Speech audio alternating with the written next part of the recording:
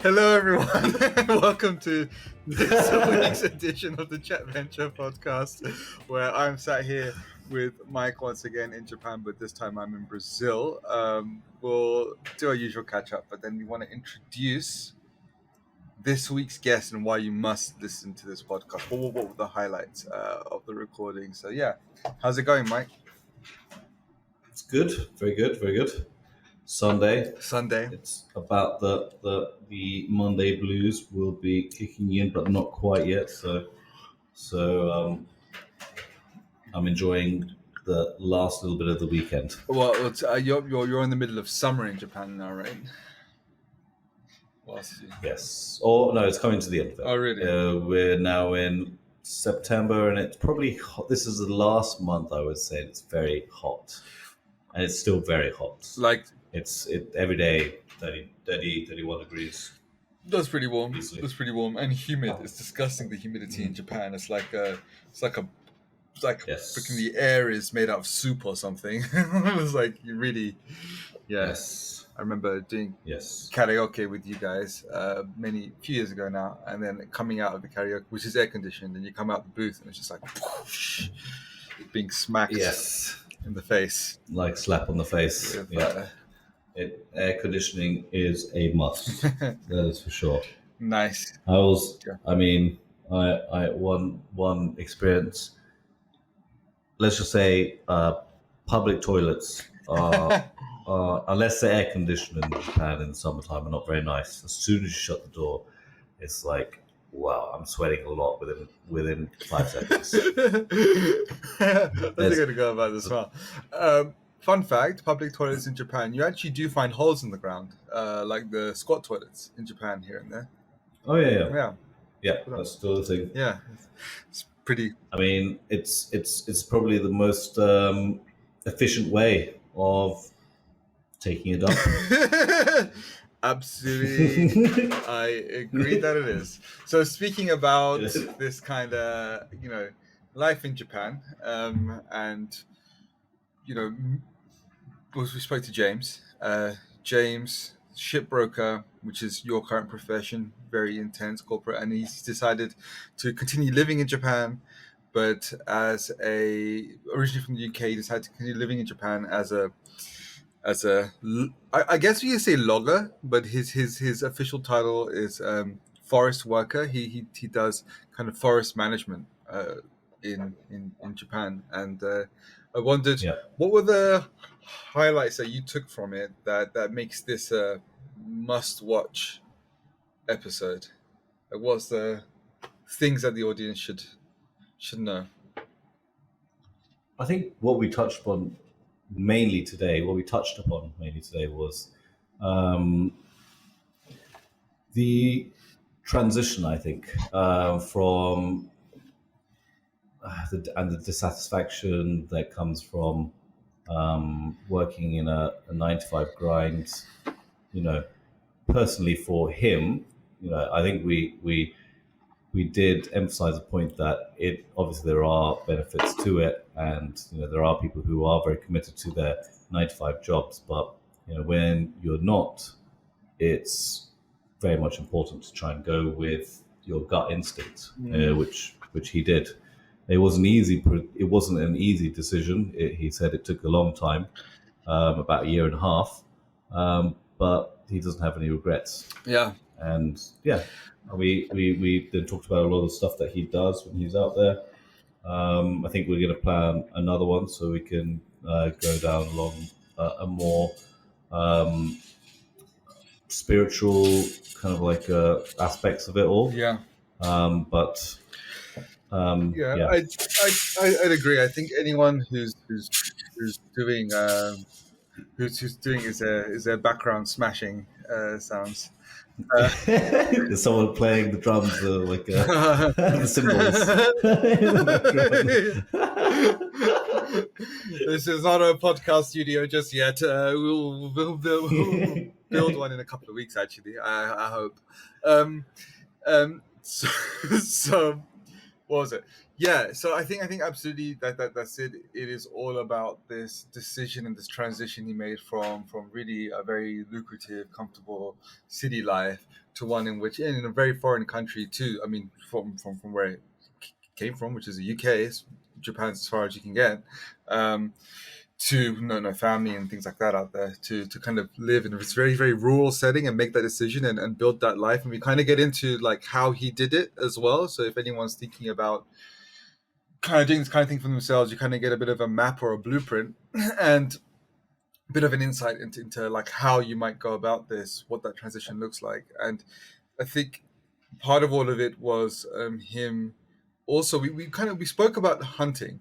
So I think for those who are listening that uh, have a kind of interest in this and maybe even have this interest in procuring your own food and kind of like getting back to the land and aspect of living, this will be definitely directly interesting and informative. But for those who disagree ethically with this, I think also it's interesting to hear the perspective of somebody who's actually doing it and we briefly talk about the ethics around it, but mostly we try and investigate, what is it? What does it really mean to put food on your own table, and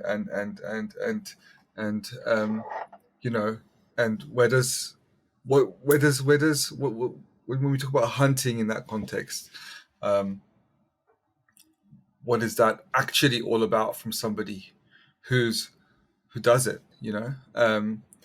So I think Mm. if it does spark, like if you are against it and it is a bit controversial for you, then this is equally interesting, equally something to listen to, and of course we're open to all the comments in the comment section Mm. below. The idea is always to understand other people's way of life better Mm. uh, without judging it, and maybe Mm. there's inspiration there, which Yeah, and we get an insight into other people who are also doing the same thing as well. There, right? I mean, exactly. it's not really our place to judge. So I think that's what we provide, and hopefully you guys Exactly. can get a good insight into that as Get a well. good insight into that. And it's all part of Chet Venture's mission to build an authentic community, a community of people who,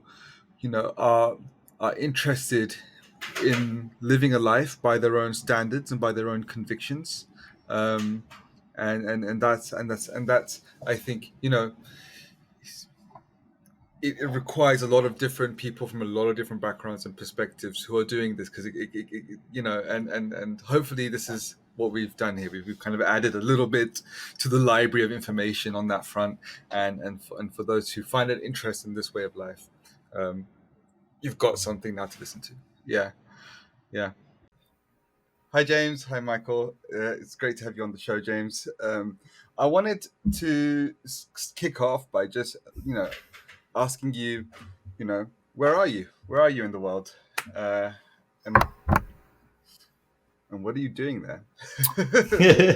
So yeah, at the moment I'm out in kind of central Japan, very rural region. The prefecture is called Nagano, and I am a forest worker, so kind of Yeah.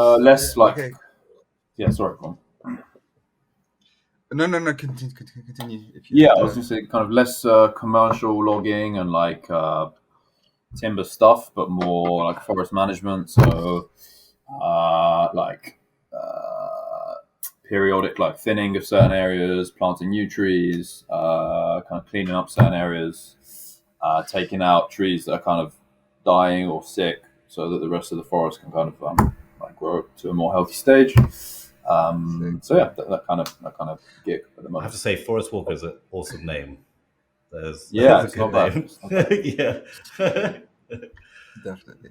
I mean, I'm curious. Actually, I think this whole podcast is going to be centered around like how did you get to this? I know you had a background which was much more corporate, and how Mm. did you get to this in Japan? I think that's going to be the center of this podcast. But first, I think what will be interesting for the audience is to understand where Nagano is, some context around like Nagano, some interesting characteristic of its geography, or just to place you. I suppose it's very mountainous. Like I said, it's doesn't contain Mount Fuji, but it's got a lot of mountain peaks and ranges above, like the 2,500 meter kind of altitude. It's got like the northern southern Alps. Wow. They're referred to as northern southern Alps in Japan. So these very big and quite dangerous. If you're a dedicated hiker, mountain ranges. If you want to really get up there, and quite a lot of the highest peaks in Japan are in the Japan Alps, I think, right? Yeah, there's quite a few that are over 3,000, I believe. I worked for a couple of weeks in a blueberry farm in the Japan Alps, and the stop of the major city was Nagano before the small train to the small towns went, and I mean it's pretty epic, like as you say, very very steep sharp peaks. You see the blue rivers rushing down, like those crystal blue rivers, and a lot of ice caps in the distance all around, very very green. So is where you're at, this kind of part, mostly forest, or is it like mixed farmland, and what kinds of things are they farming out there? Well, right next to my house, there's a couple of pear fields where the guys growing pears.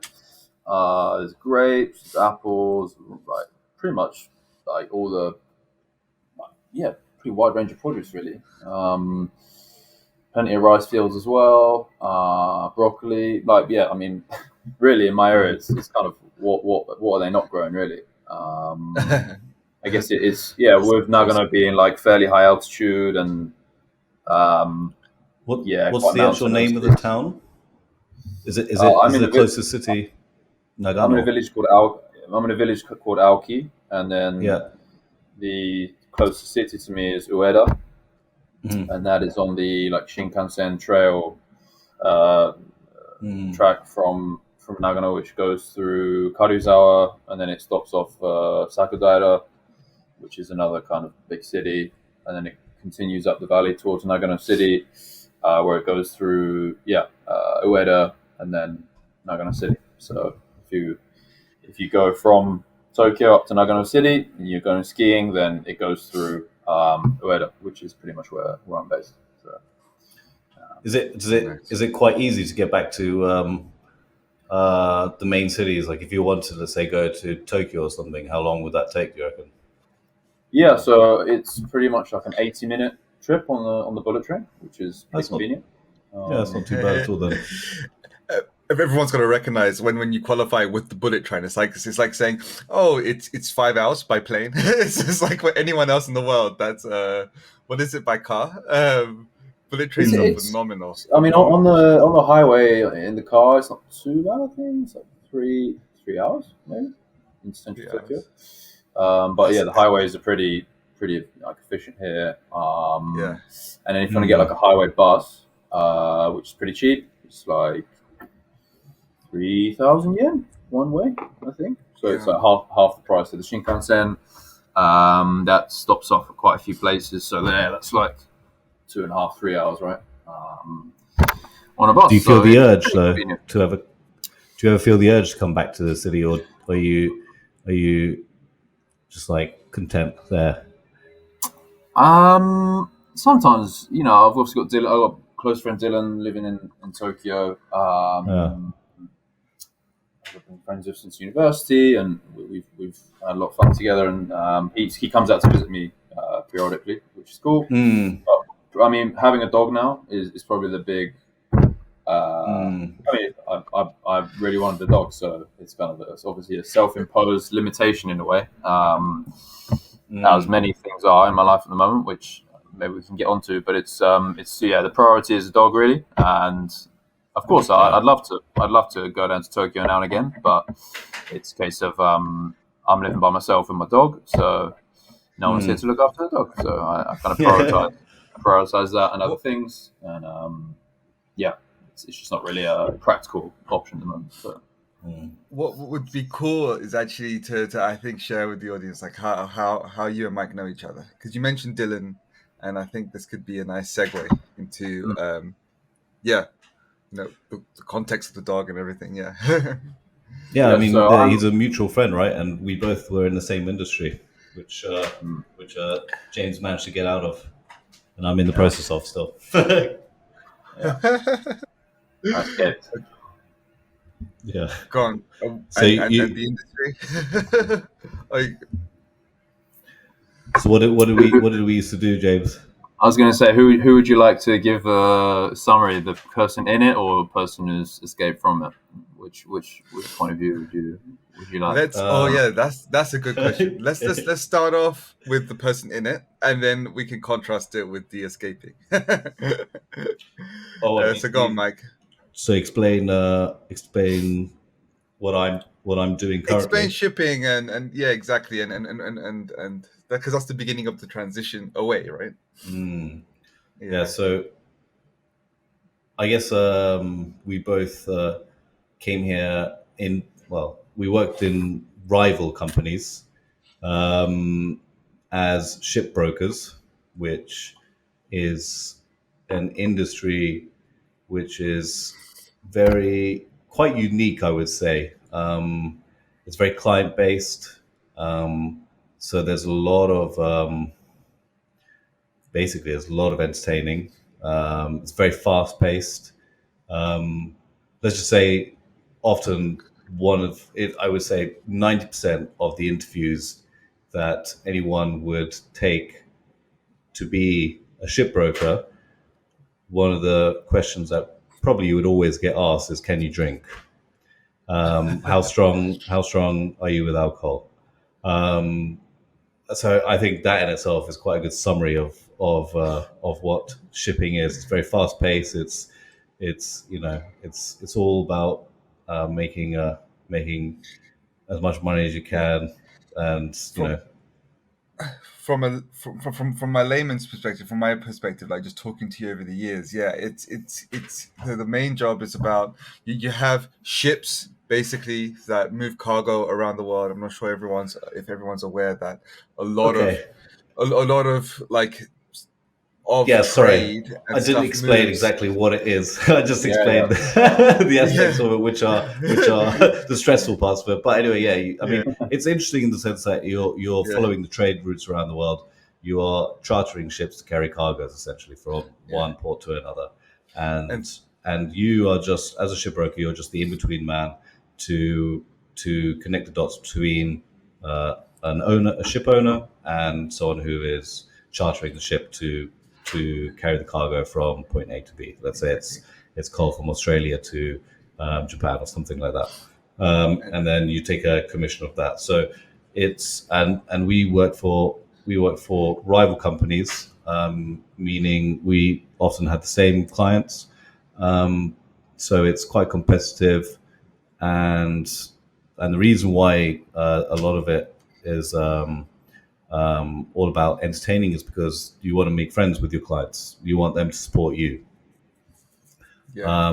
So there's very much that aspect. So often the case is how hard you can party with your clients, and how you can get them to like you more. Yeah. Often wins you the business. You know. It's very much like big money, big multinationals working with each other. As far as I understand, you guys are in the middle, brokering deals with these guys, working with these guys. So yes, this kind of intensity, from a layman's perspective, very much a very high intensity, lots of money flowing around, corporate job. And if you like that kind of thing, there's a lot of money flying around, and it's a lot of fun. But it's also like you're giving your life to this corporate juggernaut. So that's always been my kind of take on it. Exciting if you're into that kind of a thing. I don't know if James wants to come in at this point and explain why maybe it wasn't so exciting for him, why he walked away.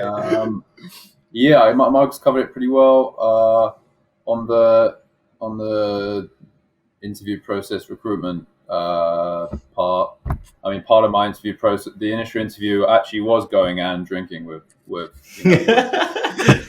it's not just being asked, can you drink? It's Yeah. literally, all right, let's go for some drinks, quite a lot of drinks, and see what kind of person you are. Which is quite.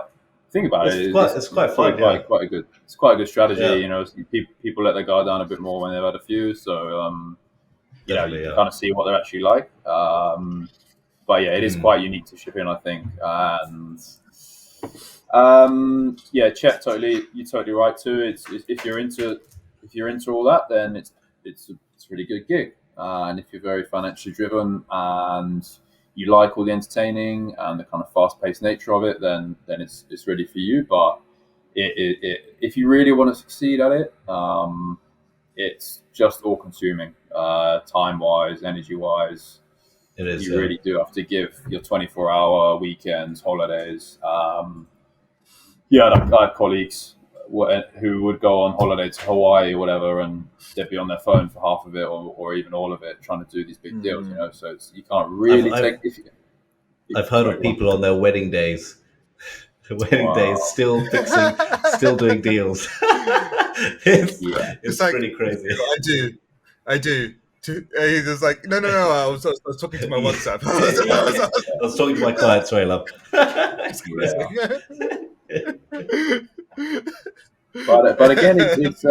it's the rewards are really there if you really do devote your life to it. It can be incredibly financially rewarding. So if you have a certain standard of life that you want to aspire to, in a very material way, then the world is yours really.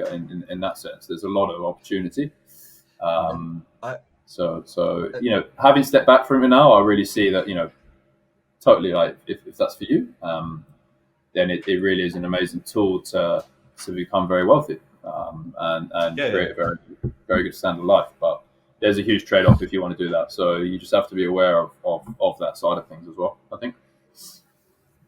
yeah. I remember like these when I was hanging out with when he was working in Dubai, and there were like these grand stories of, especially back, I think in the early 2000s. There's when the market was peaking before Yeah. the financial crash, and people were telling me about, like, if they were in Norway and they had a deal in Japan, they would literally just get a helicopter, or like they'll fly and take helicopter, whatever it took to get there really, really quickly, and that's how much like money there was. And yeah, there is something exciting about that. But yeah, of course, as you say, you have to devote everything. It's consuming, and it's Mm. only if it depends on your perspective over life. So what was it, James? Like, I don't know. I'm gonna just ask it, and you tell me if this is like an appropriate question. But was there a trigger that kind of told you, no, this is no longer for me, or was it a gradual process? And I guess maybe to add to that, like, how did you get into it in the first place? Maybe we begin with that. How did you get into it in the first place, and what was the trigger that kind of said, like, no, this is not going to move on? So yeah, I wanted to be in Japan, having been here on holiday, and I kind of just thought I'd like to live here and try and learn the language and see how it is really. And so I did the usual gig, got an English teaching job, got sent out to Nagano actually for a year, and then Dylan, again our mutual friend, was in shipping in Tokyo, and he referred me on to a couple of these companies, different broking shops, and yeah, had interviews, and then got the opportunity to come to Tokyo. So it's not like I was like, oh, I love shipping, I want to be in shipping, I want to find out loads about shipping. Like many people, you just kind of um, think, oh, this might be this might be interesting. This allows me to live in Tokyo, or whatever. And I was like, cool, let's go for it. Could also play more Nice. rugby as well, because I wanted to play rugby. And there's not much going on in Nagano, but there's a lot more in Tokyo. So Okay. that was another reason. And yeah, and then kind of 4 years in Tokyo, and then back out here to Nagano with a different opportunity. So I had a How long good. were you in Nagano for? Sorry, yeah, the first year it was pretty much exactly a year that I was in Nagano Okay. teaching English. Yeah. Okay. Okay. And then then yeah. did back down you to- get pretty fluent already by that point? Would you say? No, I mean almost zero Japanese competency at that point. I'd say I was I really didn't Really? have I really didn't have a good framework and like toolkit in terms of how to study, and Mm. I just didn't really have good way of study, and yeah, I was focused on other things, and I had a close American friend who we went to the gym together and stuff, and he would just basically he was already Japanese N1 already, so Yeah. he was Okay. super high level Japanese, and he could just N1 translate everything is for me. yeah. Right, Like there's N1 a is N yeah is the highest, right? And then N5 is the yeah lowest. yeah. Yeah. So I N1 guess is N the stands highest for level of Japanese. N stands for Nihon or something, or Nippon Yeah, it's or something. Nihongo no Noryoku Shiken, isn't it? And Don't ask me. I think so. Anyway, it just stands for the highest level of Japanese proficiency according Where to are you this now? Would you Japanese say?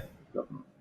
I don't know about it. That's another weird question that I'm sure you get asked as well. It's like, oh, so you're fluent now? And it's like, okay, what do you mean by fluent? And No, people just like, assume Yeah. I'm N5 all the time.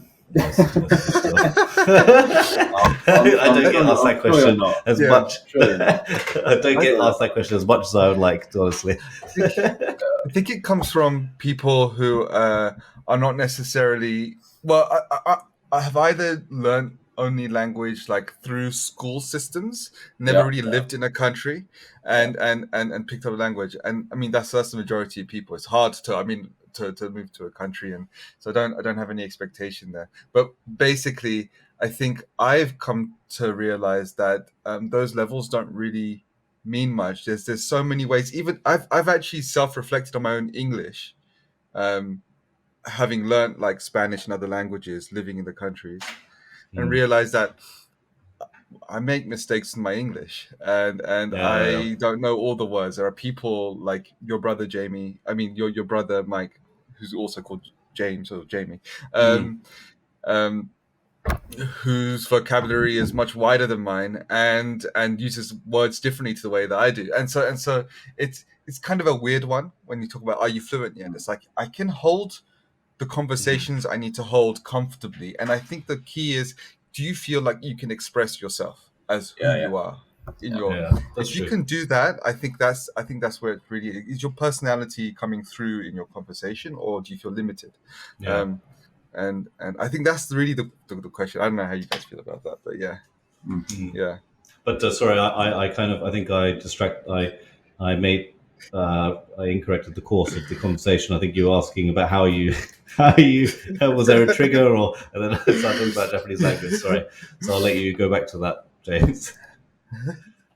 Oh yeah, well, Chet. So where do we get to? Oh yeah, so I was in Tokyo for 4 years, Yeah. and then yeah, So yeah, you Nagano for 1 year, and yeah, then you moved over to Tokyo. So I guess you worked in shipping for 4 years. yep, same company, 4 years. Nice. And then yeah. Yeah. What was the evolution there, and what made you kind of like realize that no, actually, this isn't what I want to do. Probably it's like cute, like what's the word? Compounding factors, really. Like it wasn't really there wasn't really one specific incident or It was a specific kind of thing. I don't gradual think. process.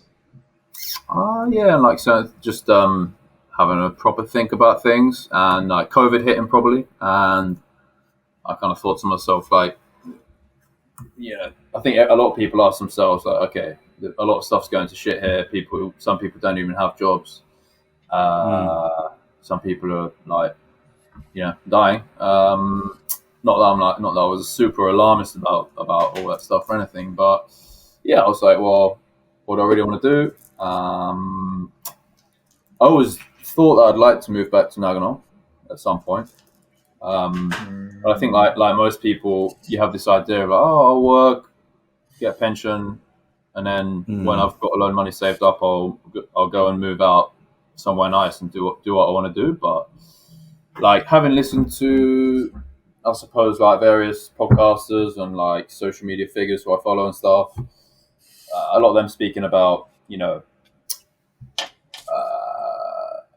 some of them mention how your body's not going to be up for it to do the stuff that you want to do when you're older. Yeah. When you're 60, 70, you're not going to Yeah. be able to go hiking particularly vigorously or go hunting, in the deep mountains with your dog, or do exercise to a particularly intense level, like when you're old. But a lot of us tell ourselves like, oh, I'll do it when I'm older. Yeah. I'll do it when I've worked my balls off to save up a load of money and pay off a mortgage, and then Yeah. and then I'll do it. And it's like, well, will that day ever actually come? You might be dead by then for a start, and then your body's going to be, not so supple and energy full.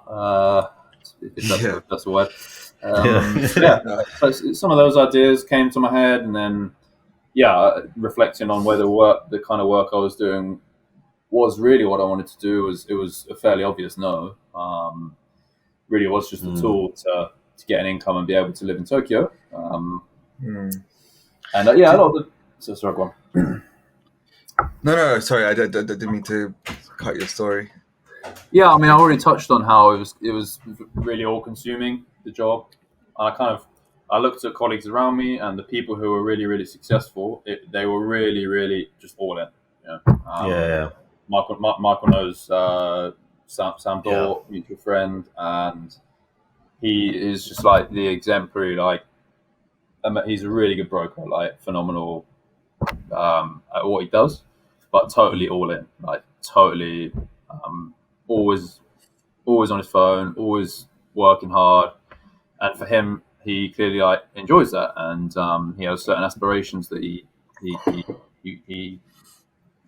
has certain aspirations, which mean that doing that job makes sense for him. But for certain other people in the industry, and me included, you have stuff outside of work that you want to do, like sports or just being able to turn your phone off for the weekend or whatever.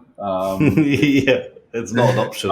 It's simply not an option. And like, even when I go to sleep, I put my phone on airplane mode. Like, you just can't do that when you're in shipping. You can't be unreachable because you lose a deal, and you get shit, from your colleagues and your boss. And ultimately, the reason you're there and getting paid is to bring in business, and it's totally understandable why it's a high pressure environment in that sense. But yeah, the whole having to be 24 hours, 7 days a week available, and not being able to just go like, okay, phone off now, I'm going to read a book, or I'm going to do some sport, or I'm going to hang out with a friend, or go on a date and actually not check my phone while I'm on a date, for example. Like, that's something that I kind of realized. It happens a lot, doesn't it? Actually, yeah.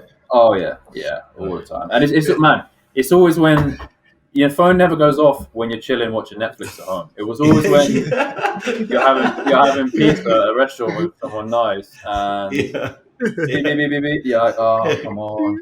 And you're like, I'm sorry, you may not understand, but I have to take this call. Like, I've been on the receiving end of that with Mike a few times. It's like we were having our Sunday meet, and it's. I'm never that polite to you. I'm just like, why? Chet. Initially, you were. You were like, because it was constantly buzzing your phone, and I was like, "What the hell's going on, man? Isn't it just like like I've got?"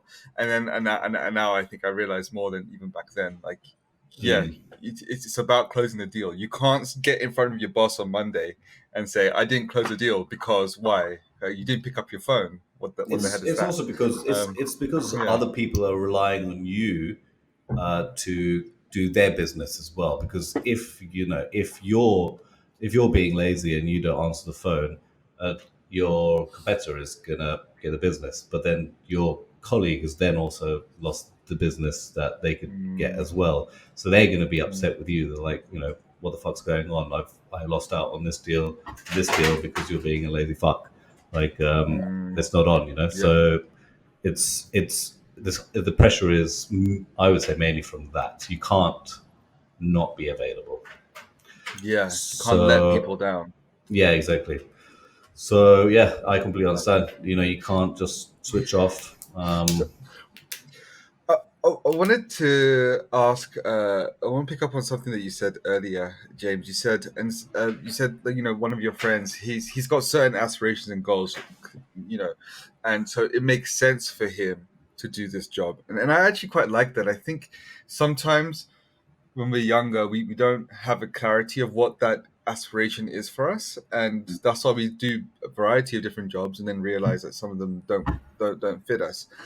Do you have, and it's okay if you don't, it's quite a deep question, but do you have like a sense of what your aspiration is? Like I get that you want. I kind of glean that you like the outdoors. You want to do more things with physically and engage with the world in a very different way than what shipping was allowing. But do you have like this kind of end aspiration that your current lifestyle feeds into, um, or not? I mean, it's okay. I mean, I'm just wondering.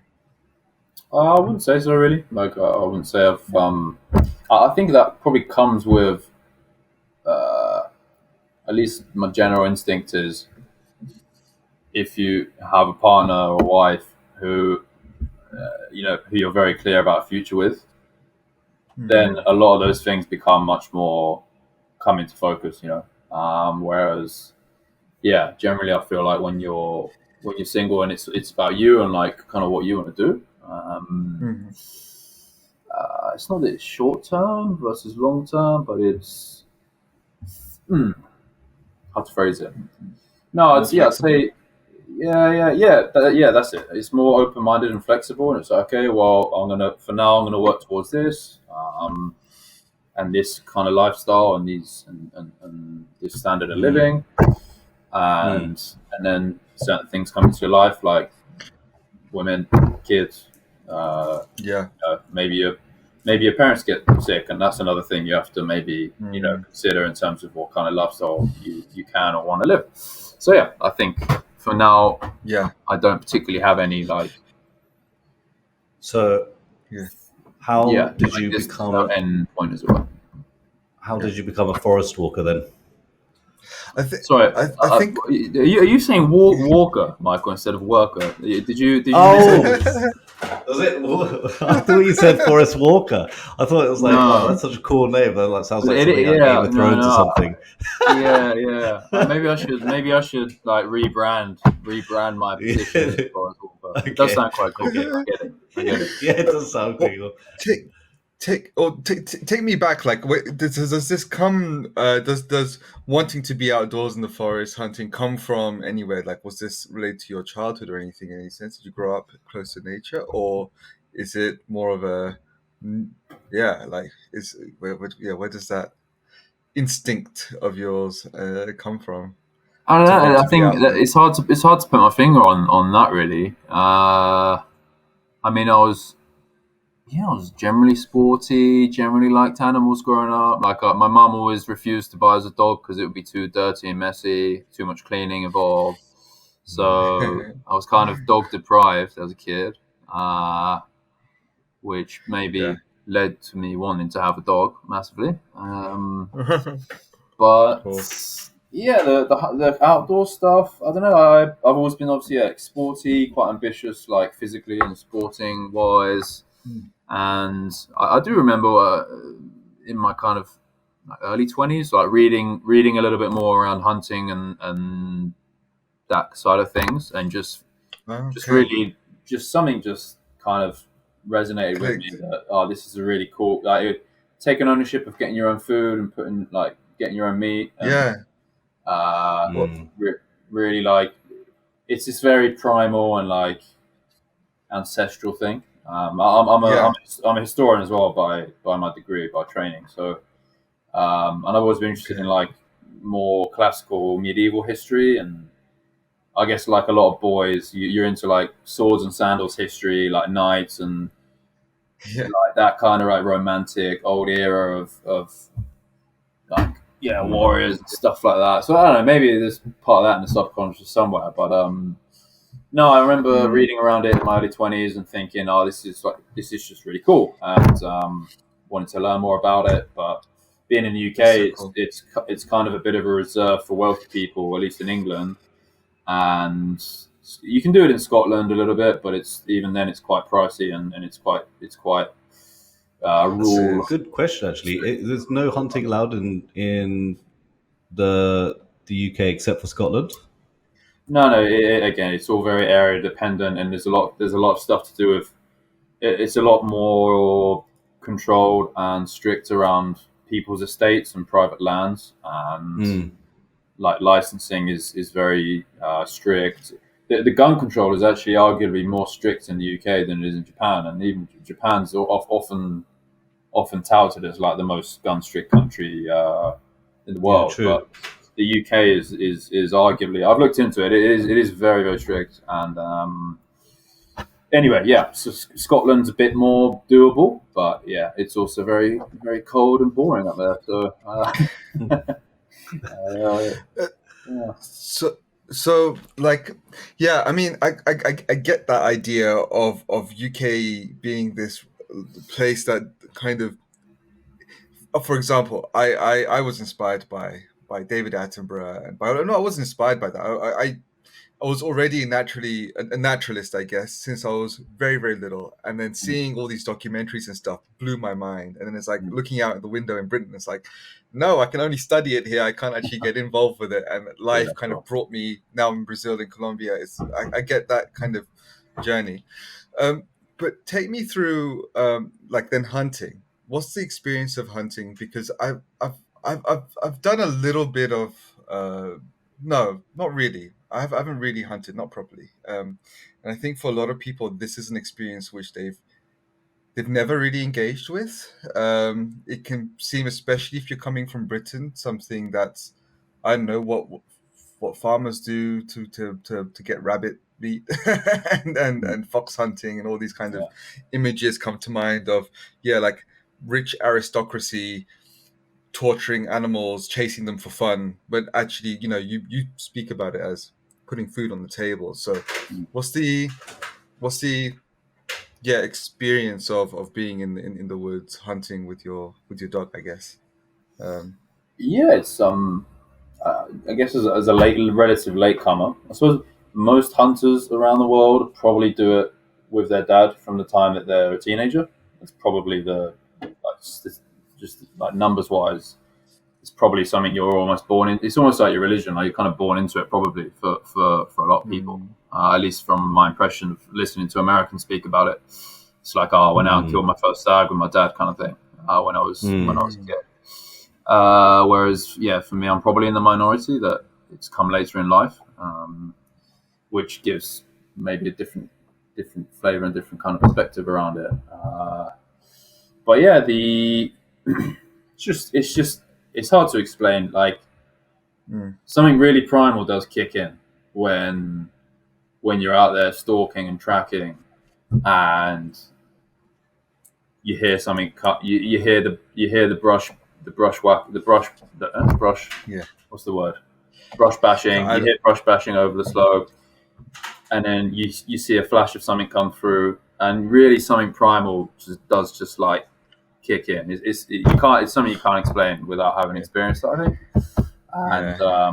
the adrenaline is really it's like nothing else. I think. It's What are you hunting mainly?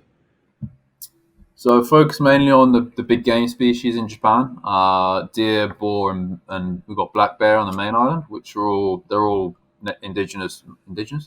You Do hunt you the use black indigenous bear? for animals as well? You do, don't Yeah. Yeah, or They're all indigenous, native. yeah, They're or all endemic. native to. Yeah, Yeah. They're all native species to Japan. The boar are kind of like in many countries a little bit interbred with domestic pigs, which have like escaped from farms and stuff. Oh, So there's a bit of a like crossbreeding thing going on there, but is that yeah, intentional? there's some intentional crossbreeding because the meat it gives a certain flavor to the meat. Um, Ah, okay. so and it's like not as fatty as pork, but not as lean as wild boar. It's kind of in between. Yeah, Um, yeah, yeah. yeah. so I, there's ca- I can only imagine like the the boar fetish as like these European domestic pigs like got released, and it's just like, wow, what's this? Mm. I must breed with it. Yeah. It's just you, yeah. Anyway, that's super interesting. I was gonna so those are the main species, and like talked about like this primal is so what do you hunt with? Is it like it might sound stupid, but like, is it traps, bow and arrow, gun? I don't No, know. no, it's a Yeah. completely fair question. There's no bow hunting allowed in Japan. It's legal. Yeah. There's no crossbows allowed. For your first 10 years of hunting, you're only allowed to use a shotgun. So like a three round shotgun. So you use slug rounds in that, which are like Mm. bullets. So Yeah. you're not just using shot, which would Mm. be a little bit cruel. And then after 10 years, you can get a rifle which can hold up to 6 rounds in it, and that's got a bit more range on it and a bit more power, and a bit more accurate. So I mean, some people don't even get a rifle in the end because they're quite accustomed to using a shotgun, and a Mm. lot of the terrain, especially in the main island, and then the mountains on Honshu, the main island, it's just like it's like this. The mountains are just like this, and there's Mm. not really open. There aren't these open plains where you can scope out Mm. a deer over several hundred yards. It's pretty short range stuff a lot of the time, and Mm. a lot of people using That's dogs true. and like driving the prey around, so that it comes kind of flying down the slope towards you or up the slope as well. So yeah, that kind of stuff. How close is close range? Like how close do you have to get to shoot them? You could be between 10 and 50 meters to Okay, take a it's shot quite up. close. So yeah, Why I is mean, bow not allowed? By the way, is that it's because just it's never been. not seen as It's as just never. humane? Yeah, from firstly it's Japan, so it's like if it's not legislated for, then it's just like not a thing, you know. Okay, So Mm. and doesn't if need, there you don't isn't a need a valid reason. yeah, it doesn't need and if it's no tradition around it, then well, tradition being post World War II, when the Americans came in and kind of Mm. reinstituted everything. Um, yeah, and because it's silent, there's no bang when you release an arrow. It's no one knows you're there, and no one knows you're out there doing it. Mm. So you could go around in theory being much more secretive and kind of doing stuff illegally. I suppose I think that's a lot of the reasoning around it. It's silent basically. So you know the Yes. surrounding villagers and other hunters in the area, they have no idea that you're there. So that's Yeah. dangerous in their eyes. So And yeah, I mean, I've been in the US where people have been hunting now. I was in Alabama and I was fishing, and in the background you could hear shotguns, and that was really important because it meant yeah, that you were aware that there's somebody out there firing bullets, and you yeah, could you yeah, could figure out your own safety. If it was an arrow, something would just shoot past your ear maybe at some point, yeah, yeah, yeah. um, and that I, would I, be I really dangerous. I did hear that it's there. I don't know. It sounds like it could be quite dangerous in Japan. Like there's these old guys who can barely lift the gun, and they're kind of like just waving the gun around, like trying to aim for the boar, and then I mean, it doesn't sound like you want to be around those kind of guys. Or Yeah, you were saying yeah. earlier that they'd be drinking heavily the night before and then off tracking. Yeah, yeah. There's some. I mean, the average age in Japan is obviously an issue. I think everyone is Yeah. aware of this by now. The aging population over here, and the average age of hunters is something like 70 in Japan. So it's like mid 60s, 70, something like that. So at 30, I'm bringing the average down by quite a lot in my area.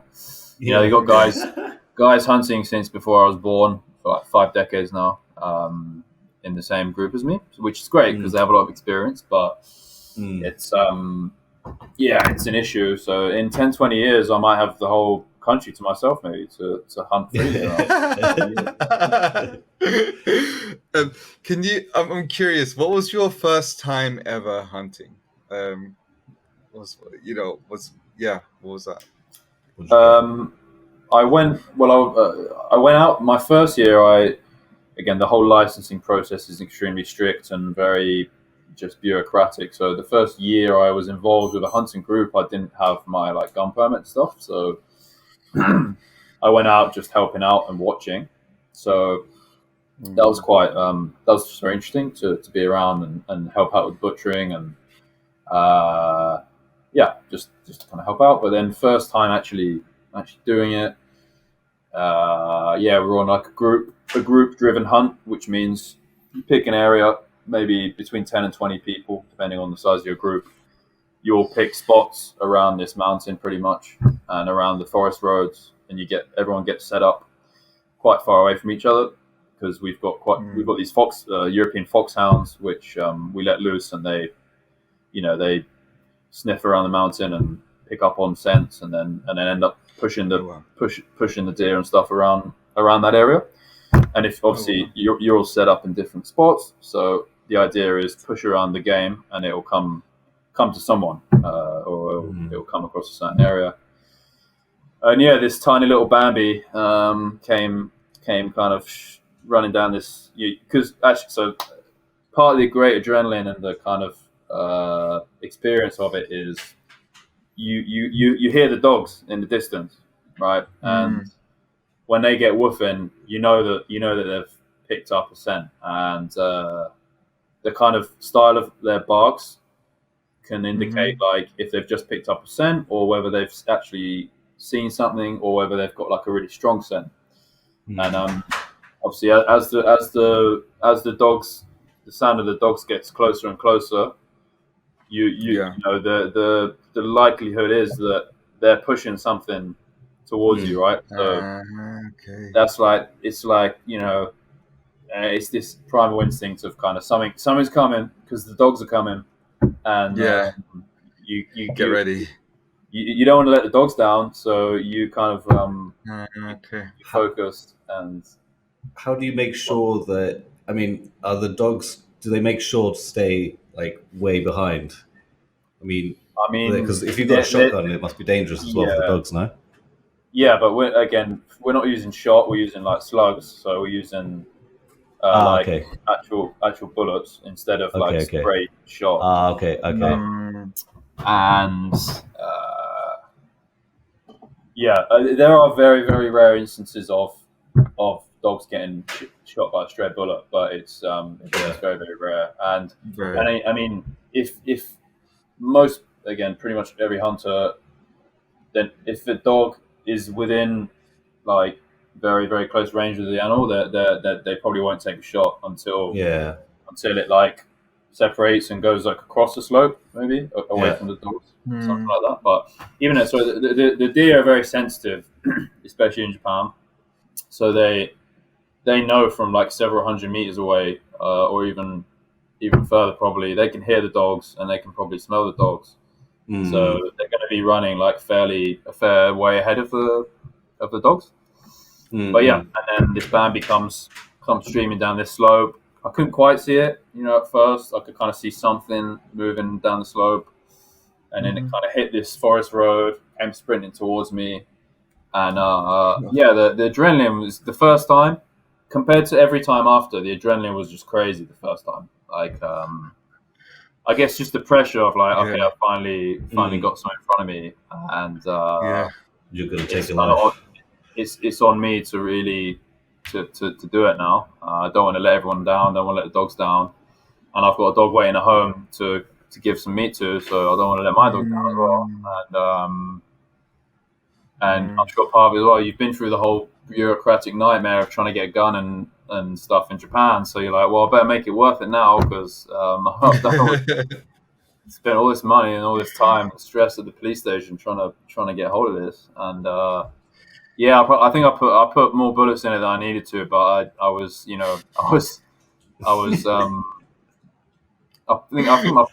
think my first, because again, if it's some deer, they'll keep moving even if you hit them, right? So they could move for another 100 meters before they just keel over. Even several hundred meters. Even if you hit the vitals, they might go quite a long way. So Really? Wow, yeah, I think it hit the that's great. vitals. But I put another couple of rounds in it, and then it kind of moved along the slope, and then just sat down and was gone very very quickly. So yeah, it was quite a Wow. powerful experience, but very you're immediately very very like thankful and think, oh wow, this is awesome. I can put some food on the table. That was kind of the overriding feeling, really. What are you thankful to? Because I guess in that moment you've taken the life of this thing. I don't know, um, but of course, it's food. It's food for your dog. It's food for yourself. So what? I don't know if what that experience of thanks is. Yeah, can you explain that a little bit more? Like, just expand on that experience of thanks. Is it to the forest? Is it to the deer? Is it just a general kind of feeling of like, I'm lucky here. I can eat and I don't know why, so I'm thankful. Probably a combination of things, I guess. It's part of the interest in hunting as well was reading around environmental issues and kind of I think most people are obviously now aware of how much what's the word again, there's obviously varying opinions on this, but generally speaking, the amount of fuel and resources that goes into factory farming of domesticated livestock is just absolutely huge. And Mm. for me, it's less the environmental thing. I think it's more the kind of ethical side of. I kind of I really thought about, okay, is it really okay to have all these chicken packed in this tiny little place, or Mm. like pretty much eating each other's shit all day and being pumped full of steroids so that they can grow to full size in like a week, like however many weeks time, Mm. Mm. just to support this kind of culture we now have Consumption. of being able to go into a supermarket whenever we want and have a fresh pack of chicken lying there, kind of thing. So like it's Yeah. kind of ruminations around that side of things, and then being like, well, if I Mm. can take responsibility to go out there and do it myself, because I think if you're going to eat meat, you should be prepared to stick a knife in a chicken's neck yourself, right? Like Mm. so many people. This is a whole other time. This is going to turn into a hunting podcast, but it's like so many people you speak to around hunting, their immediate emotional reaction is just, "Oh my god, how can you kill an animal?" And it's like, "Okay, are you a vegan?" And they go, "No, no, no, I'm not vegan." And you go, "Well, hold on, like you eat a chicken, but you're not prepared to like strangle it or break Mm. its neck yourself or like stab it and then butcher Mm. it yourself. Like there's a Mm. weird cognitive dissonance there, Dissociation. and yeah, complete Yeah. dissociation with the food chain that we now have, and it's understandable, of course, because we live in these huge urban societies, and that's just the way the world is right now. But it takes about 2 minutes, in my opinion, to sit and like think, okay, this food in front of me, where did it come from? Who's put the work in to actually produce this thing? And then realize, Yeah. okay, well, I should probably be prepared to not that Yeah. everyone has to go out there and do it themselves. Like that would be completely unrealistic. But if you Yeah. can and if you're prepared to, then I think it's just quite admirable to go out there and do it. Basically, that's kind of one of my I think ruminations on it, I guess. no, that's cool. So it's kind of like you're almost thankful that it's possible for you to live this life in which your kind of food, your values, everything can be integrated. Um, like, you can go out there and get your own food, and it is a possibility for you. I, but to your point there about, I mean, I don't want this to be a veganism podcast either. But I think all of this comes from this grand urbanization and the large food chains we have. That disconnect affects it in both ways. So you have people who eat meat who don't understand, like, who think like killing an animal is, the association is just is not there such that they see the connection between that and their food. It's more like these two different events, and it's like, why would you do that for nothing? And that's where the veganism comes from, because a lot of people, they react. Factory farming is one thing, but in general, people reacting negatively towards any kind of death that's involved with their food is a very alien idea. And death itself is an alien idea. We're disconnected from that in our urban lives too. The realities of that, we cushioned it. We douse ourselves in stimulation to. So death itself is an alien idea, and so it's like almost you want to avoid it altogether. What I'm trying to say is there's a lot of this comes from a sense of disconnect and weakness. Whereas once you spend any time in a forest, even camping and hiking for an extended period, once you've worked with a farmer on a real farm that maybe not as a factory farm but a local little place, you begin to just have you begin to see things from that perspective. Like we had chickens. I always thought that, just having any kind of domestic animal, urban mindset, any kind of domestic animal, it's like, but why would I trap them and for my needs? And even if I want eggs, why do they have to? But then when you're on the farm, and we had 50 chickens in Colombia, my father-in-law did, and they weren't caught up in this little pen. They were free to walk around and eat whatever they want, and they lay their eggs, and we take the eggs. And it's like, yeah, I mean, we're protecting them from the hawks. There's a lot of care that goes into this. There's a lot of they were eating an amazing diet. My mother-in-law would like make them all sorts of little treats and stuff, and there's that relationship that man and animal has, and man and nature has. And I guess, we're so disconnected from it. I guess that's what you're kind of, in a way, mentioning here about that primal sense. I don't know. I just wanted to bring that monologue up. I shouldn't do monologues. So, I mean, yeah, comes from my years of veganism and not being that anymore. Okay, cool. So you're out here in Nagano. You're hunting to put food on the table, and so how's all this being sustained? I'm guessing this comes to the tree walker thing that Michael's talking about. Tree walker. Now it's tree walker, not forest walker. Tree Japanese walker. whisper. Tree walker. Yeah, forest worker. Yeah. Okay. I'm curious. Tell me more about that and how that what that work is and lifestyle is. Yeah. So it was a completely random opportunity. I came out hiking to Nagano with Dylan, our mutual friend, and we met this guy. There's a halfway hut, like a mountain hut on the way up for where people take a break, and there's like a mountain ranger who chills out there. And if someone needs rescuing, then he goes out and gets them. And you stop off and have a cup of tea or whatever. And we were on the way down, and then coming up, there was these three other white people. And as is the case in Japan, you spot other foreign people, you strike a conversation. It's like the foreign fraternity in Japan. You immediately We're lost together. Yeah, exactly. We're all it's the minority mindset. You have empathy, I guess. And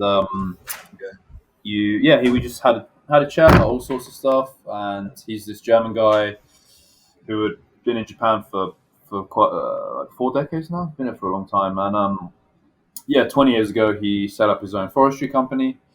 And he just said, hey, look, if you look young and fit. If you want to try out forestry work, then by all means come out and give it a go. So completely. Did it set any alarm bells? Not at that you point. look young and fit. You should come and give forestry work a go. Maybe, it's a good point now. In retrospect, maybe, but he seemed all right. Seemed genuine enough, and he even gave me one of his meishi. He had a meishi, with his company on it and stuff. So that's all right. One of it. Sorry, meishi is a business card. So he gave me one of his business cards. And yeah, that was. I mean, that was almost a year and a half before I actually made the move. So I did, Mm. kind of immediately. I remember Dylan on the day. Dylan was like, "Man, that's so cool that we've randomly bumped into this guy. Like you've mentioned before, how you want to move to Nagano one day. Why not? Why not think about it?" And again, this was still Mm. quite a while before I even moved. But yeah, obviously took a long time Mm. thinking about it, pros and cons, and like how the kind of trade-offs that I'm willing to make in terms of my lifestyle, what I want to prioritize, and yeah, eventually I was like, well, I'll take him up on his offer, and yeah, moved out there. So in terms of sorry, you asked about like Mm. lifestyle and kind of Yeah, I mean that's kind of what I was curious about as well. Is yeah, like how did you get involved with this, and you're like weighing up the pros and cons. You mentioned pros and cons, and so yeah, I mean, what were the pros and cons? Like, were you worried about this move, especially being this career move? I mean, it's yeah, yeah. I no, mean, yeah, standard of live, like the how to say it? the I suppose a big thing for anyone is money, right? So I took like a 70% pay cut to move out here, which hmm yeah, again, depending on your lifestyle, like uh, expectations and what you're doing. If you always want to go on holiday every few months, if you want to see a family every year in a far country, if you have expensive hobbies, then maybe you can't take that sort of pay cut. So it's not practically feasible. But for me, um, yeah, I was happy to kind of uh, like I'm fine with not going on holiday every few months, or like mm, Would you going, say yeah.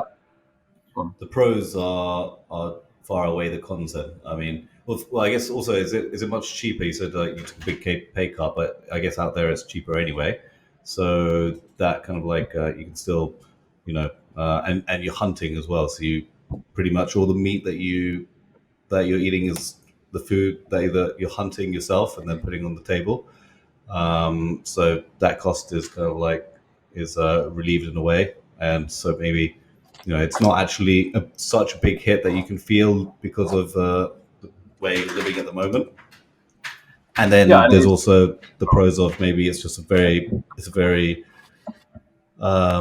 still calm. Maybe you get more of a chance to uh, grow yourself spiritually even as well. yeah, it's true that the general living costs are a little bit cheaper out here, but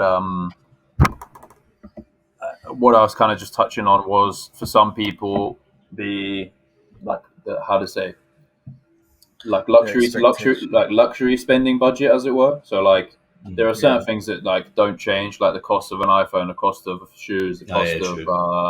the cost of a yeah, flight to Okinawa or whatever. Like certain things just Yeah, stay the same. So your kind of your your budget post the necessities um, is still like massively reduced. Therefore, the stuff that you can do for fun, kind of thing, yeah, is affected in that way. So yeah, that's all I was like yeah, trying to touch on there. But for me, like I yeah, was just trying to say like when I weighed things up, I was like, that's totally something that I'm prepared to trade off in return for much more free time, where I don't have to be on call 24/7. A culture of like having to go out drinking and entertain people and pretty much like be lied to most of the time by customers and also your own colleagues a lot of the time. mm, Yeah, there's like a ton of I could go on probably, but like yeah, yeah. the pros outweigh the cons for me. And of course, like Cool. you never know until you then make the move itself. But even in hindsight, yeah, definitely glad I made the move. Um, mm.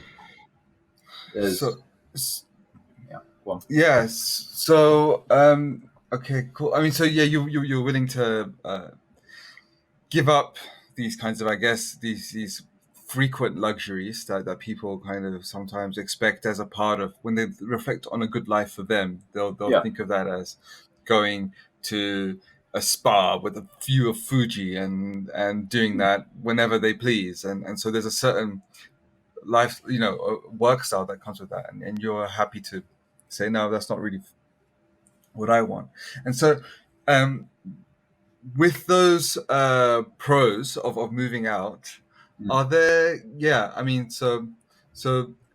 By the way, do you do you feel like your human relationships are better out there? Because you mentioned, you know, yeah, the city life, people cheating and lying and all this kind of stuff. Is that aspect better too? Out in the countryside. Again, this could go on for this is a this conversation could take a lot of time as well. But I say another reason I did move out here was because I do like being by myself quite a lot. And Okay. so I lived in Azerbaijan, which is next to Roppongi, which is one of the main party districts in Tokyo. And Mm, except for entertainment, I never went to any club like voluntarily. I mean, I probably went okay. once or twice in 4 years, like in terms of Yeah. actually wanting to go and Yeah. party and stuff, Yeah. like that sort of thing. And again, that's another trade-off. Some people want to go clubbing every weekend, totally fine. But for me, Mm, I'm like, nope, don't want to do that. So I'd much rather yeah. be in the countryside where it's actually pitch black at night and it's actually quiet and you can get a good night's Mm, sleep. mm, So that's more of a ideal for me. And um, yeah, mhm. the human relations thing is interesting because there are some specific Japanese cultural things, especially living in the countryside, around like mm, kind of community expectations, and you're never quite sure Japanese people whether they're being genuine or not. There's always this kind of there's a people are terrified of being direct in Japan, generally speaking, and mm. expressing how they really feel. Yeah. Kind of elevate the Yes. group harmony and like making people feel good and not causing inconvenience over having any kind of minor challenging confrontation or discussion or something. So you've got to dance around those paradigms a little bit, but yeah, it is nice to actually speak to your neighbors as opposed to in Mm, Azabu in my Avoid them. eight-story building. I never spoke to any of my neighbors ever. Anyone living in my apartment block in 4 years, just never spoke to them. So yeah, there's yeah, it's true. big dynamic It was shift there. it was funny in Colombia because Colombia, even if when we were in apartment blocks, which I agree with you, in my UK, that's the experience. In the UK, that's my experience. Like, if you're in an apartment block, you won't even know who's your neighbor for Yeah, years sometimes. yeah, But in Colombia, like, we'd end up. It's just so friendly. You'd end up. I ended up trading like broccoli for eggs with my neighbor at some point, and yeah, finding out yeah. that it's wonderful culture. But okay, so with that comes this idea of how, I think for the audience who might be thinking, who might they might like Japan. I don't know what you call them, Nihon files. They might like Japan. They might be thinking about spending time there. How Mm. hard was it, this transition for you to, or maybe instead of how hard, like what did the transition entail, where you had to kind of get to know the subtleties of Japanese society, and this communal harmony aspect, and what was it hard to integrate? Would you consider yourself integrated now into Japanese, like in your local community? I guess so. But I think it's just like so. Again, another reason I wanted to move out here was I wanted to. Even in Tokyo, after 4 years, my Japanese sucked. It was pretty terrible. Um, Hmm. and I was like, well, the only way it's really going to get better is if I put myself in a Japanese environment. Because actually, in shipping, there's a guy called Gareth. He's a Gareth Morrison. Gareth Morris. Michael knows him, I think, from Musk. It's called Yep. Gareth. Yep. And Dylan, yeah, I remember Dylan. He's completely fluent. As far as I understand, he's fluent in Japanese. And I remember being Mm. told that he spent a long stint of time working at some hotel out in the countryside, basically, and Hmm. that's kind of where he built the Japanese language base from. And yeah, I kind of realized that even if you're working in Japan, when you're surrounded by English speaking colleagues and you're in an industry, basically all of the customers that I had and Michael has now, they all speak English, Mm. because shipping is it's an international English language industry, and all of the contracts are done in English because Mm, obviously if you have contracts done in a different language, there's like grammatical subtleties and stuff that people could then argue about and kind of get all fussy mm, about. So Mm. everything has to be done in English, like maritime law or whatever. So it's all kind of it's all interesting. English basically. So of course you can make an effort with customers and speak about some stuff in Japanese, or go out drinking with them and try and speak in Japanese. But if the majority of your time throughout the week at work is spent in English, then you can't really expect to make that much progress studying Japanese. So yeah, I basically was like, right, I need to get out to a place where I have to speak Japanese and listen to Japanese almost all the time. And Mm. I think with that then comes the ability to actually integrate a bit more and involve yourself a bit more. Because when you don't speak Japanese, you're just always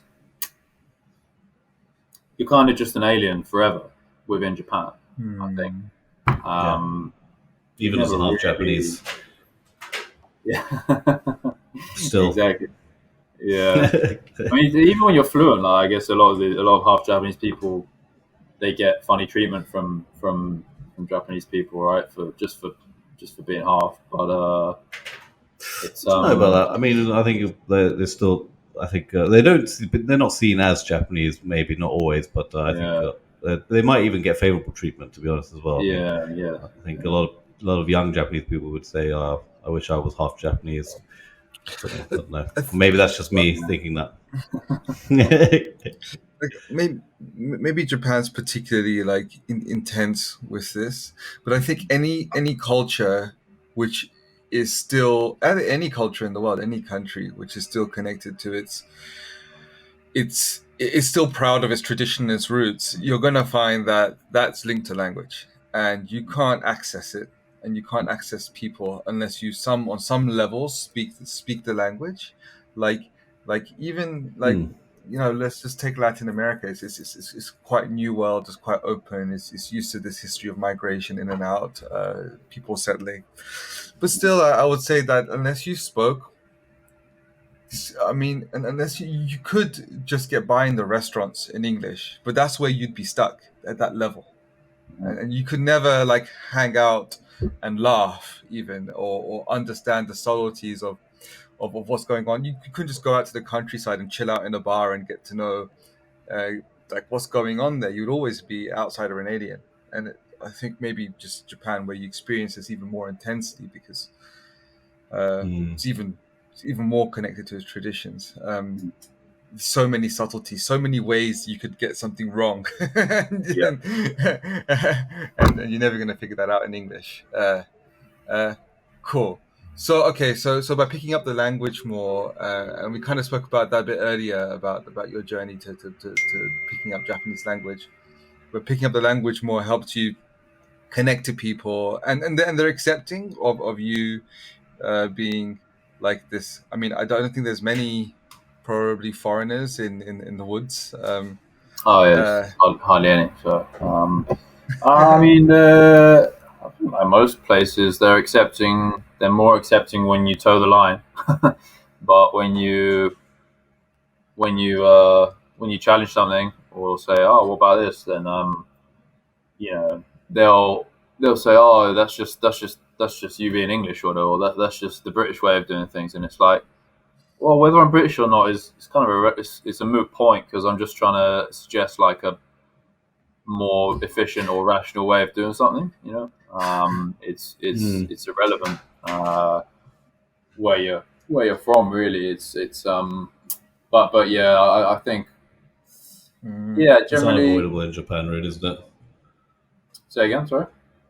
It's unavoidable often in Japan. Yeah, It's a yeah, bit of a stigma almost. yeah. Yeah. yeah, I Being mean, I don't being know if young, you. being younger, and also foreign. It's and also and Mm, then speaking out to people and kind of especially in a work environment. That something that's again, it's been probably maybe it's interesting for you, a bit disappointing in terms of coming out here and making the transition. Mm. Is I thought that like in the forestry industry, where people are getting out there, like it's a tough work environment, tough conditions. We're doing well with our hands.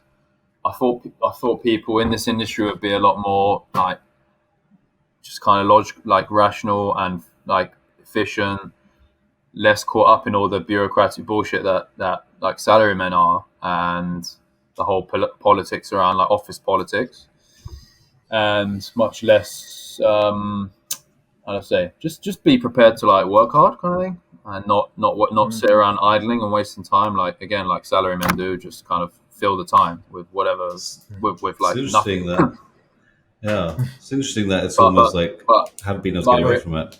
oh Mm. yeah, it's really a cultural thing. Like the let's just fill the time kind of thing, and like it's more important to be seen to be working than to actually than the Mm. result. Like the result is almost like immaterial. It's Yeah. kind of separate. So it's been frustrating to come into the environment and actually learn that well, even forest workers are they're Japanese, and they are not thinking about like what's the most efficient way we can get this work done and then go home and get on with our lives. It's more like our work is kind of how to say our lives are like we just need to shut up and do the hierarchy stuff, and even if it's inefficient we should just do it because it's tradition and that's just how it's always been done, kind of thing. So that's my Yeah, point. yeah. I have a okay. I mean, okay. So with that, well, I mean, like, so I had a brief experience in my time in Japan. Not really working. I was just volunteering for a little while. The hierarchy is real. Mm. Like the first thing that the guy said to me when I turned up onto this field, it was an event on Sadogashima Island. Was like he's he's the master. I'm the king. You're the slave. Here's a piece of chalk. Here's your instructions, and that was it. That's the place you've got. Just establishing that from the beginning. Now take the instructions. Which I guess can be conflicting for a Western person who likes to like. Oh, it's a different culture, right? Where you contribute Mm. your ideas Mm. and things like that. So okay, interesting that that's a frustration, especially out. And but are they like energetic with their work? Are they proud of their work? Because it can be surprising for somebody from the outside to hear, like in Japan, that they're inefficient. That we think of Japanese as the epitome of efficiency with everything they do, Shinkansen, all these like images of hyper efficiency. So like, are they proud? Are they energetic with their work, or is it kind of like this is just my 9 to 5, and I want to get away from it? It's different concepts, I guess. Mm. It's they're very good at like following procedure, right, and following rules, following way of doing things. But like we touched on, like never questioning, like is this way of doing things the best way of doing things, and Mm. is this actually the most efficient way of doing this thing? So in that sense, that they're almost proud that they follow the rule book in a way. I suppose they're Mm. proud that they did this thing by the book. But yeah, they'd Yeah. rather, for example, the boss is German. Actually, the guy I met on the mountain, and Oh, nice. uh, for example, like there's no sense of being proactive. So if we finish the job, it's not Mm. like okay, cool, let's find out what's the next job so we can prepare for it or we can start it or whatever.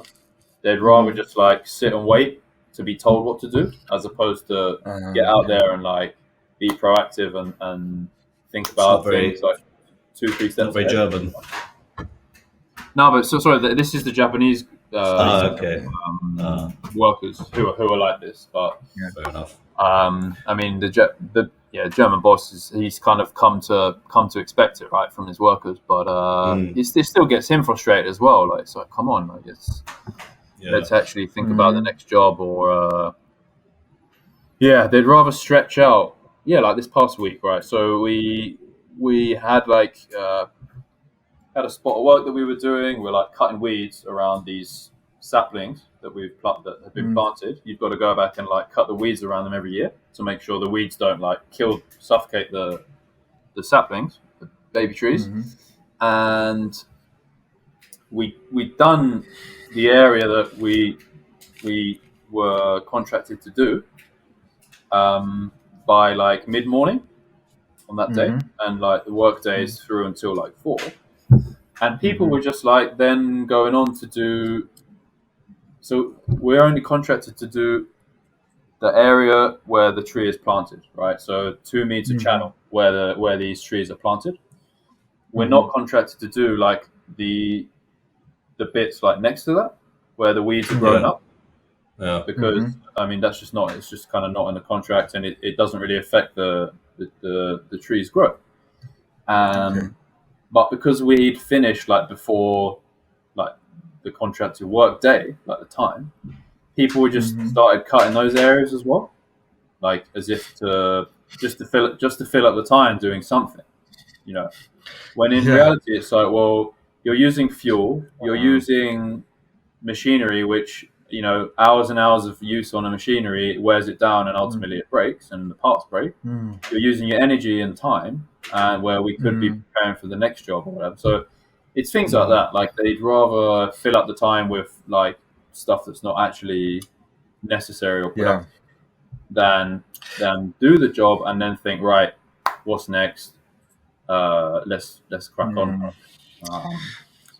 And there's not those considerations, of like of effectiveness, like how, you know, this is the outcome, this is the goal, this is how we can effectively manage our resource, our energy. It's more like, this is what we do, let's just keep on going in the next section. Mindlessly almost. That's super interesting. So I think Mike touched on this earlier, and it was like kind of, so it sounds like, would you consider yourself an introvert? Or I'd say more of an introvert than extrovert. Yeah. To have your time and get away from, like, you know, just have your own time basically as well. Yeah. Has that been cool? And has that I think I'm not sure if we should go into spirituality in this podcast. I'm kind of heading that way, but I get a feeling that might be its own topic, because, you know, I don't know how you guys feel about that. What do you think? Like to mark that for another podcast? Yeah, I think me and Michael are getting sleepy, so we should have more energy for a discussion around spirituality. That'll be more productive. Yeah, because I know that you wake up at 4 a.m. to actually, you know, get going with your work, and now it's like what, 9:30 or something in Japan. Yeah. So it's a long day. But No, I know. Also, you mentioned last time that you have a background of your father was a pastor as well, right? So there's that to explore as well. I mean, I think what I was interested was like being up in the mountains or something. Usually, it's like whenever I'm up in the mountains by myself, or at least when I was last up in Nagano, it was often in those periods. And that was only there for a week that I found myself, you know, being able to contemplate on these kind of like philosophical, spiritual moments, at least much easily. So I don't know if that's something that you've reflected on more as well in your time up there. But anyway, I think also, like I said, you can expound on that a lot. So yeah. That's the other journey of James, I guess. From that'll be quite curious to investigate. All right, well, that was pretty awesome. I mean, I definitely picked up, and I hope the audience picked up, you know, what it might be to live in in in the woods of Japan, like, you know, culturally, in terms of work, how you might find work, what that feels like. You know, if you want to find work, just stroll around and see if you can meet a German guy and give it, you know. And also, I think the conversation about hunting and even spirituality was there in a way, like this kind of experience of the world beyond yourself. Was was a fascinating one, for sure. So I mean, thanks, James. That's definitely, especially at the end of your day. I know this is like, No worries. yeah. What time Thanks. are you waking up tomorrow morning? Yeah, we're in over 4:30 usual. So 4:30. Oh yeah, gosh. Just 7 hours from The now. usual. I'll leave you to it. Thanks. All right. cool. Thanks everyone for listening. I hope you enjoyed that episode with James.